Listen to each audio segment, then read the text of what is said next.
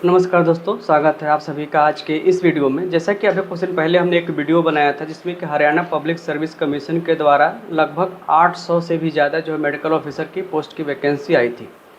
और निश्चित रूप से वो आप सबके लिए एक बहुत ही अच्छी खबर थी, क्योंकि बहुत से ऐसे लोग हैं जो कि गवर्नमेंट जॉब में आना चाहते हैं और स्पेशली मेडिकल ऑफिसर के रूप में। तो उसको लेकर बहुत से जो स्टूडेंट्स थे उनकी क्वेरी थी सिलेबस को लेकर कि इस में जो है एग्ज़ाम कैसे होगा और सिलेबस कैसा रहेगा और स्पेशली किन किन टॉपिक्स पे जो है सवाल पूछे जाएंगे।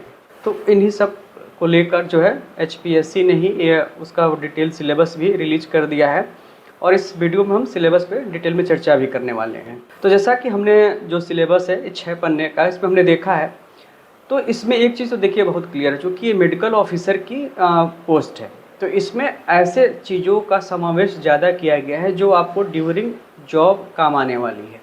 यानी कि हेल्थ प्रोग्राम्स की बहुत सारी डिटेलिंग इसमें की गई है और वो सिलेबस में बहुत ज़्यादा रखा गया है। हेल्थ प्रोग्राम्स के अलावा जो है मेडिको लीगल, जिसमें कि जो भी मेडिको लीगल से रिलेटेड जो चीज़ें होती हैं, बहुत से इंजरी के रिलेटेड होती है, बहुत से जो एक्ट्स होते हैं उन सब की बड़ी डिटेल में इस सिलेबस में रखा गया है। और आप देखेंगे अगरतंत्र वाले हेडिंग में बहुत सारा चीज़ मिल जाएगा आपको। ऐसे ही जो पीएसएम का है वो भी बहुत ज़्यादा है, जो कि स्वच्छवृत्त वाले सब्जेक्ट में बहुत ज़्यादा डिटेलिंग की गई है। कितने हैं जो नेशनल हेल्थ प्रोग्राम चलते हैं उनकी भी डिटेलिंग की गई है। और जो सबसे लास्ट में आपको मिलेगा मेडिकल स्टैट को लेकर, तो उसमें भी बहुत सारा डिटेल रखा गया है सिलेबस में, जो कि निश्चित रूप से जितनी भी चीज़ें डिटेल में मांगी गई है ये आपको पूरे जॉब के दौरान जो है बहुत ज़्यादा काम आने वाली है। और इनकी हमेशा डे टू डे प्रैक्टिस में आपको ज़रूरत भी पड़ती है, क्योंकि एज ए मेडिकल ऑफिसर आपको जितने भी एक्ट्स हैं, रूल्स रेगुलेशन, इन सबको जानना बहुत ज़रूरी होता है, तभी आप बेहतर तरीके से अपनी ड्यूटी को परफॉर्म कर पाएंगे। तो बहुत ही इम्पोर्टेंट है। सिलेबस में बहुत से ऐसे जो पॉइंट्स हैं जो हम लोग अगर एक देखा जाए तो बीएमएस के दौरान इतनी डिटेल स्टडी की ज़रूरत नहीं पड़ती है, लेकिन इसमें आपको बहुत डिटेल में उसको ध्यान देना होगा, उनको पढ़ना होगा, याद करना होगा, क्योंकि ऐसे टॉपिक्स को ज़्यादा प्रमुखता दी गई है इस पूरे सिलेबस में। तो चलिए देखते हैं पूरा सिलेबस। अभी कुछ दिन पहले हरियाणा पब्लिक सर्विस कमीशन के माध्यम से मेडिकल ऑफिसर की कुछ पोस्ट एडवर्टाइजमेंट हुई थी। तो उसमें जो है जो एडवर्टाइजमेंट नंबर था 16/2024 और 21 जून को आई थी एडवर्टाइजमेंट। तो इसमें बहुत सारे जो स्टूडेंट थे या जो डॉक्टर्स हैं उनका क्वेरी था सिलेबस को लेकर। तो अभी कुछ दिन पहले ही सिलेबस भी रिलीज़ किया जा चुका है हरियाणा पब्लिक सर्विस कमीशन के द्वारा, और 6 पेज है लगभग इसमें। तो इसमें जितने भी हैं सब्जेक्ट वाइज इन्होंने सिलेबस रिलीज किया है। जैसे कि पहला है संहिता सिद्धांत का, आप देख सकते हैं यहाँ पे, जिसमें कि मेनली फंडामेंटल्स ही हैं। प्रमाण है, कॉन्सेप्ट्स में त्रिसूत्र है, इम्पैक्ट ऑफ दर्शन शास्त्र और चरक संहिता, बृहत्त्रयी लघुत्रयी, तो इसमें बेसिक चीज़ें हैं संहिता सिद्धांत में। रचना शारीर में और क्रिया शारीर में, तो जनरली है तो कुछ ही पॉइंट्स, लेकिन अगर आप इसको डीपली देखेंगे तो पूरा सिलेबस ही है, जिसमें त्रिदोष सब धातु, त्रिमल, अग्नि, ओज, उपधातु, प्रकृति, शरीर अवयव, त्रय, उपस्तंभ, मर्म, इन सारी चीज़ों से टॉपिक से रिलेटेड क्वेश्चंस आएंगे। द्रव्य गुण में रस, गुण, वीर, विपाक, प्रभाव, चरक संहिता का जो मेंशन है, समा प्रत्यारब्ध, विचित्र प्रत्यारब्ध, detail knowledge of drugs mentioned in NCISM syllabus from Bhava, Prakash and Charak Samhita, brief knowledge about pharmacology of the following, इसमें जो है बहुत सारे मॉडर्न ड्रग्स का है, एनास्थेटिक्स है, CNS, depressant, sedative, hypnotics, tranquillisers. तो फार्माकोलॉजी का थोड़ा सा इसमें सिलेबस ज़्यादा ही लग रहा है, यहाँ पे काफ़ी चीज़ें इसमें रखी गई हैं।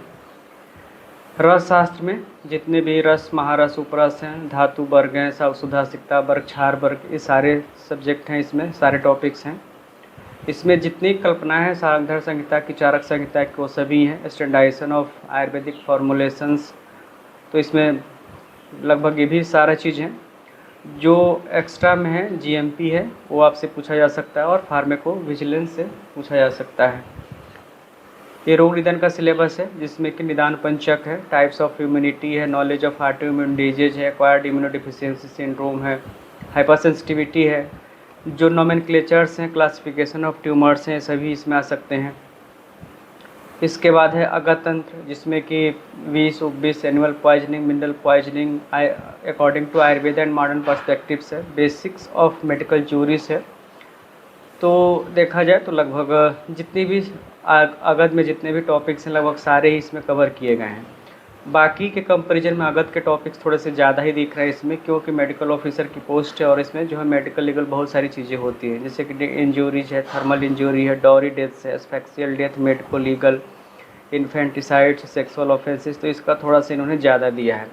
साथ में जो 16th है, physicians responsibility in criminal matters, professional negligence, civil negligence, criminal negligence, medico legal aspects of, ये कुछ डिजीज हैं यहाँ पे।